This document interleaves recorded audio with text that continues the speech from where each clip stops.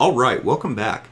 So at this point, we've got our systems up and running. We've got a book created, we've got a page rendering, but now we need to actually control how the game bounces around between the different nodes.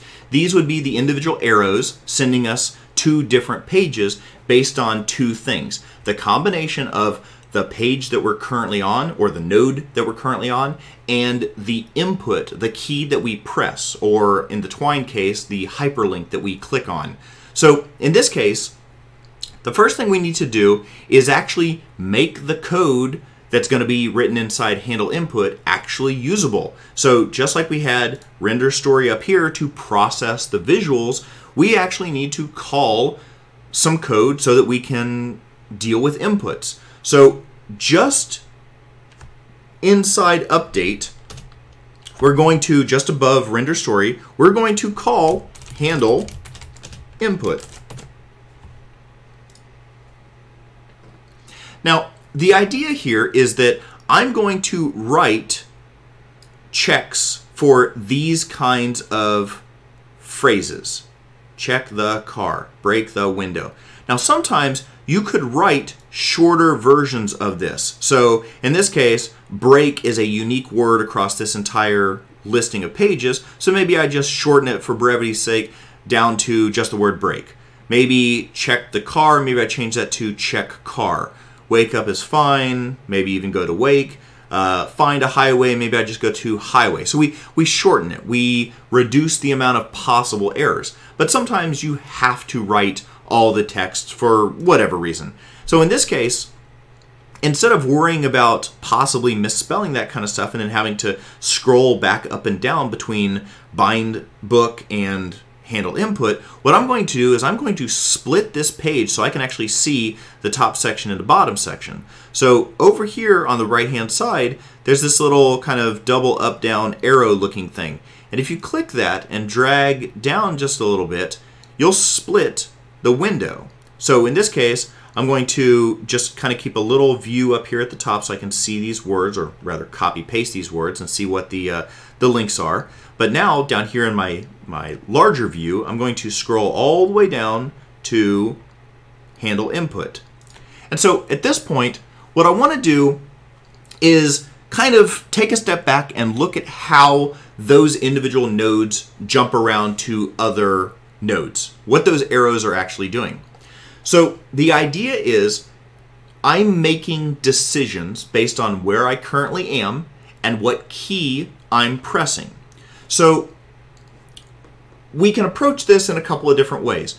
We could start trying to identify the common nodes, the number of times we jump from one node over to another node, or the different entry points, or that kind of stuff. But then in some cases, we find ourselves pressing the same key. For example, checking the farmhouse and entering the farmhouse, we're pressing the F key multiple times. And those arrows that you saw on some of those nodes, they can come from different locations. So the idea here is we basically want to consolidate those different kinds of layers. So looking at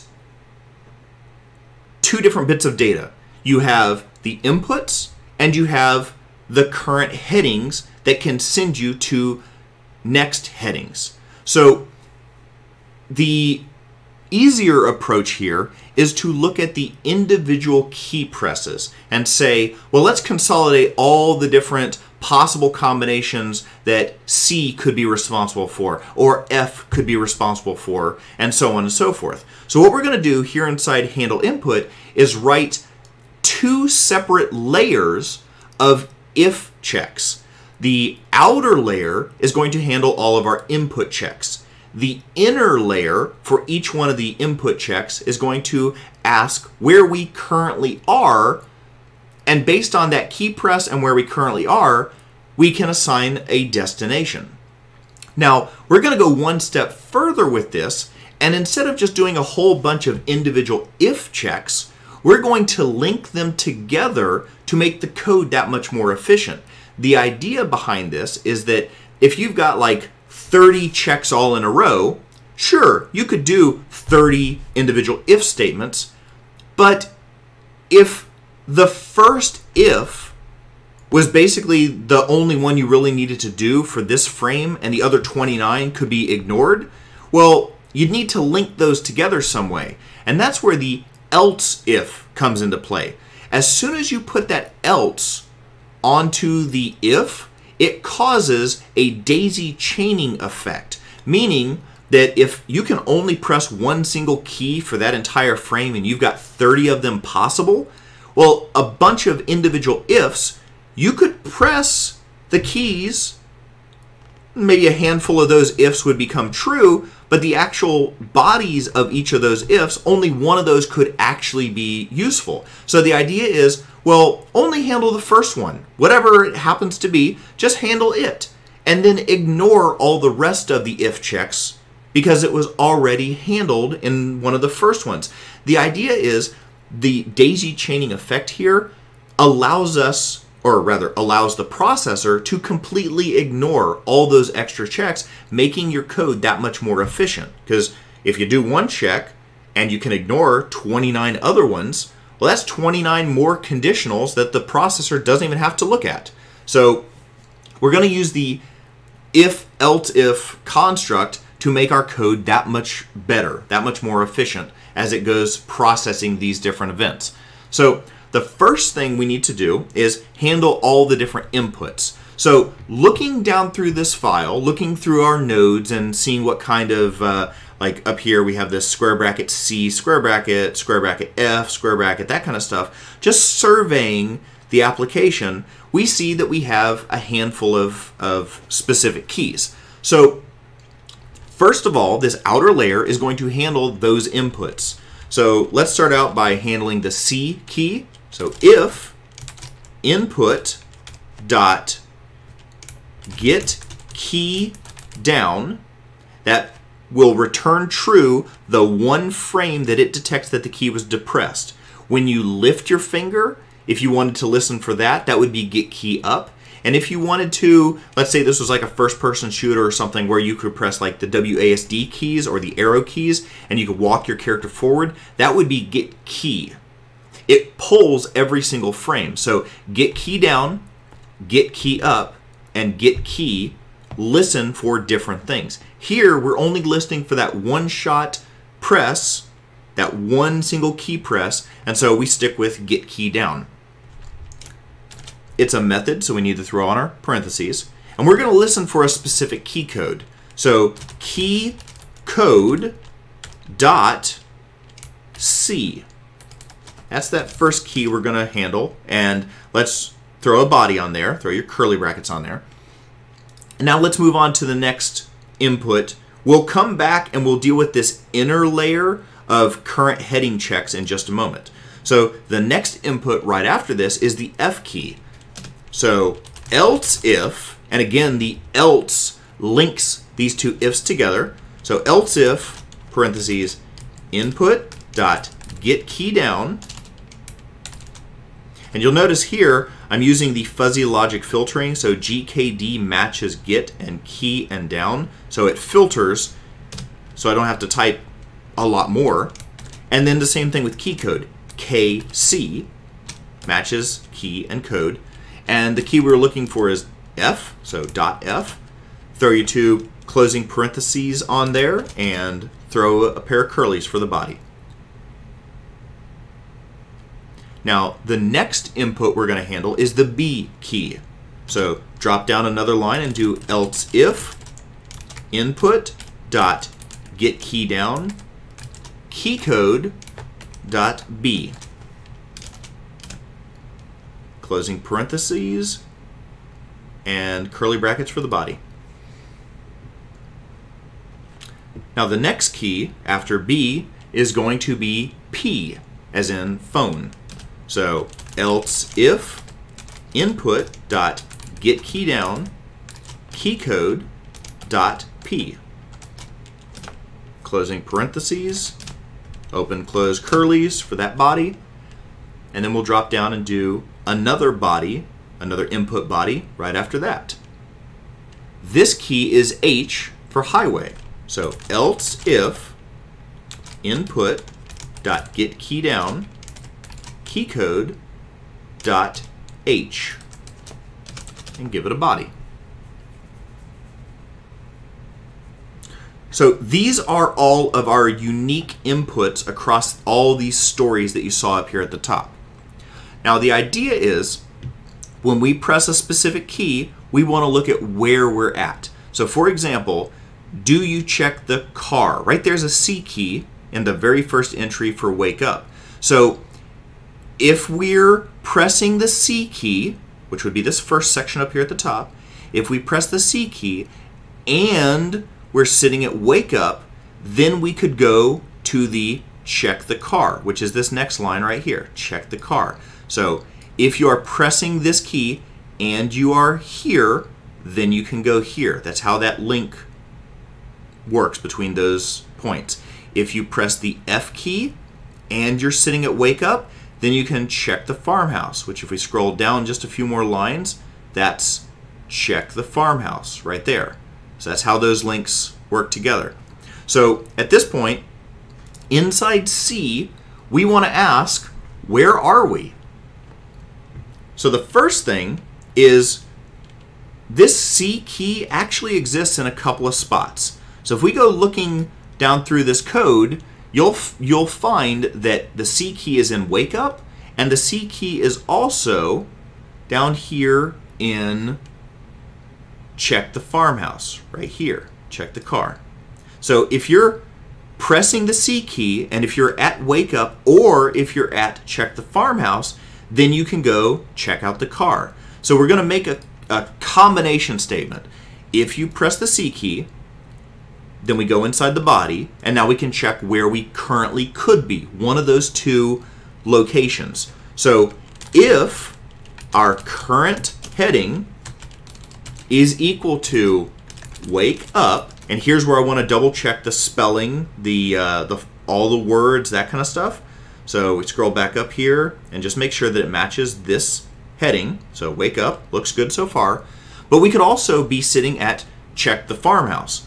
So I want to use the logical OR, the two vertical pipes, which means or this other location. So if the expression on the left-hand side or the expression on the right-hand side, if either of those two sides is true, then we can go ahead and make something happen inside the body. So at this point, I can, if I wanted to, I could drop down a line, hit enter, and continue writing, but I have enough real estate here to go horizontally, so I'm just going to keep writing. So, or if the current heading is equal to check the farmhouse. And again, I just want to double check my wording here. So check the farmhouse. So far, so good. And now we can put a body after that if, and we want to assign, so if you're at either of those two locations and you press the C key, then we want to request that you go to another location. Here, the location happens to be check the car. So just double checking right here, check the car. So next heading equals check the car. Okay. So the combination of these three things, my current location, the current key press, and then where I should go, basically builds up all of those nodes and arrows that you saw over in the Twine file. So now let's move on to the F key. So F actually has not only multiple possible entry locations, but it also has multiple possible destinations, not just one like what we saw here in C. So for F, let's check where we could come from. If you're mashing the F key and you're sitting at if cur heading is equal to wake up, or if cur heading is equal to check the car, or if cur heading is equal to, and if we look down through here, the F key is right there. So pressing F while it break the window can send us to the farmhouse. So the third and final possible heading is break the window. So if we're sitting at any of those three, then we can check the farmhouse. So next heading equals check the farmhouse. Okay, so how about, remember I said that there were two different destinations, so we can't go on to the B just yet. But if we're checking the farmhouse, if you scroll down through here, if you check out the farmhouse, and so we already checked out this C key just a second ago, but down here there's another F. So this is enter the farmhouse. So if you're pressing F and you're at check the farmhouse, you could go to enter the farmhouse. So because that's a different destination, a different next heading, then we need to ask the question, if you're a different possible starting location. So to do that, these three would fail because we're actually sitting at check the farmhouse. We're not at wake up, we're not at check the car, and we're not at break the window, but we could be at one other location. So if the top if fails, then we need to do one more check. So else if cur heading is check the farmhouse. So if we're sitting at check the farmhouse, which would have been possibly the last frame's press of the F key, it might take a frame or two for the system to come back around or for you to physically hit the key because update runs so quickly. So if you start out at wake up or check the car or break the window and you press the F key, you go to check the farmhouse. Handle input, this method that we're inside, finishes. Update then calls render story. Render story looks up next heading, makes the change, puts us inside check the farmhouse, and then it finishes. Update comes back around, it goes into handle input, you press the F key, it comes down here and it says that we are currently sitting at check the farmhouse. So these first three checks would fail. It jumps down to this next line and says, well, are you currently sitting at check the farmhouse? Yes, we are. That was the last action. So now, because we are pressing the F key and we're sitting at check the farmhouse, we can go to, which is our next heading, we can go to enter the farmhouse. Okay, so hopefully that's making sense based on the key press, based on wherever we currently are to get to one destination, or possibly somewhere else to get to a different destination. Okay, so moving on to the B key, we want to do a couple of checks in here.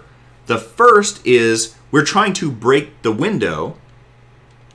So right up here, break the window, but we can only break the window if we're checking the car. So right here, try to break the window from checking out the car. So B, if the cur heading is equal to check the car, then we could go to, so next heading, we could go to break the window.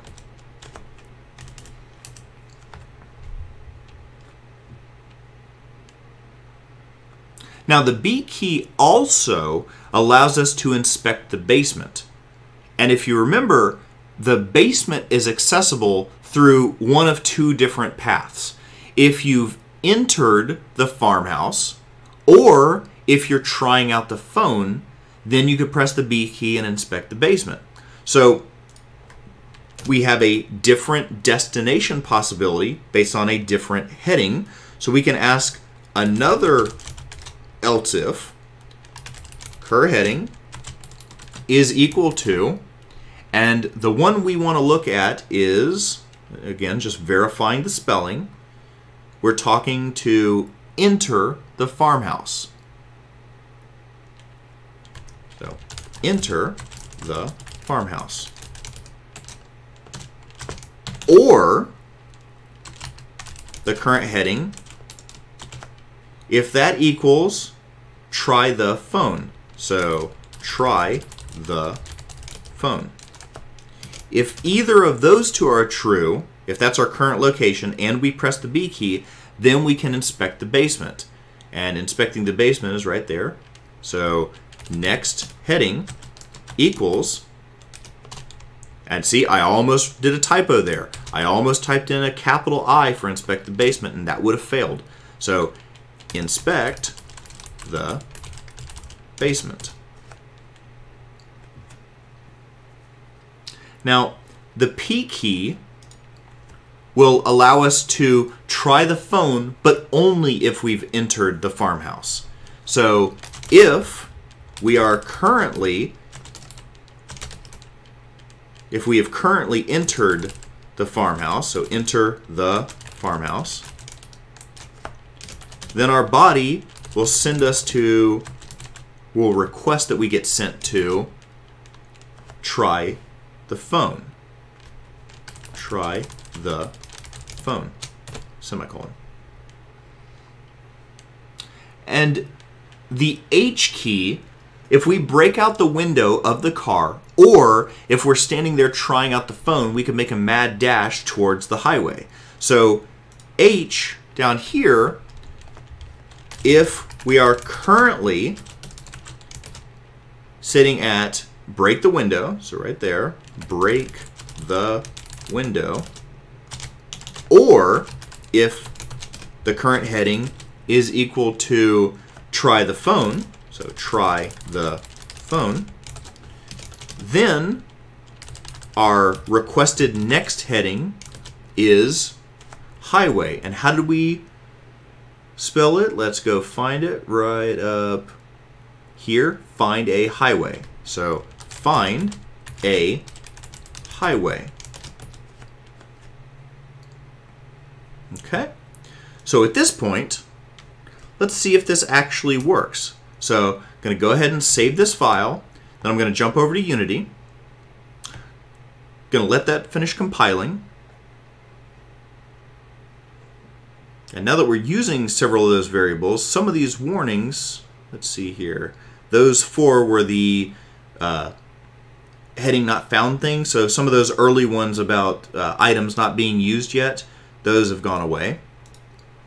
So at this point, if I start playing,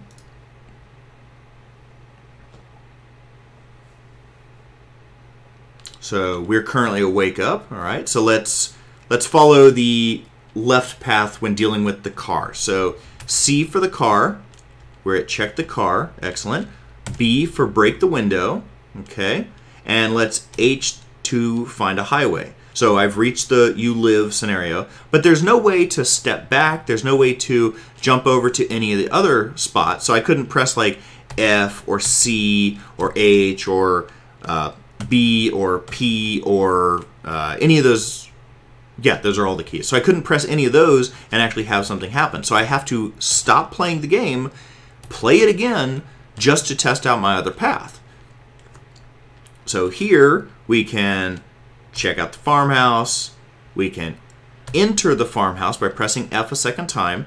And now we can either check the basement, which is a lose, or we can check out the phone. Let's try the phone first.